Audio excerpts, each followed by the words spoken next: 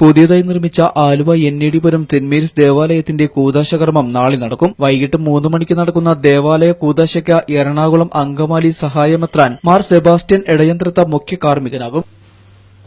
വളരെ ആഡംബരമായ രീതിയിൽ വലിയ ദേവാലയങ്ങൾ പടുത്തുയർത്തപ്പെടുന്ന ഒരു കാലഘട്ടത്തിൽ വളരെ ചെലവ് ചുരുക്കി അതേസമയം സൗന്ദര്യമുള്ള ഒരു ദേവാലയം പണി പൂർത്തിയാക്കാൻ കഴിഞ്ഞു എന്നുള്ളത് വളരെ അഭിമാനകരമായ സംഗതിയാണ്.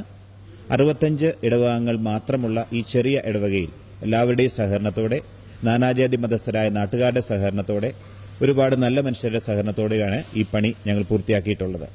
ഈ ദേവാലയം പൂർത്തീകരിക്കുന്നതോടൊപ്പം പാവപ്പെട്ട ഒരു കുടുംബത്തിന് ഒരു വീട് നിർമ്മിച്ച് നൽകാൻ കഴിഞ്ഞു എന്നുള്ളത് വളരെ അഭിമാനത്തോടെ ഞങ്ങൾ പറയുന്നു. ഈ ഇടവകയുടെ സുവർണ ജൂബിലി സ്മാരകമായി വളരെ പാവപ്പെട്ട മനുഷ്യന്റെ മറ്റൊരു വീട് കൂടെ പണിയാൻ ഈ ദേവാലയ വെഞ്ചരിപ്പിന്റെ അവസരത്തിൽ ഞങ്ങൾ തുടക്കമിടുകയാണ്. ഇങ്ങനെ 2 ഭവനങ്ങളുടെ പൂർത്തീകരണവും പണിയും ദേവാലയ നിർമ്മാണ പൂർത്തീകരണവും നടത്താൻ പറ്റിയെന്നുള്ളത് വളരെ സാധാരണക്കാരായ ഇടവകങ്ങൾ വളരെ അഭിമാനത്തോടെ ഏറ്റുപറയുന്നു.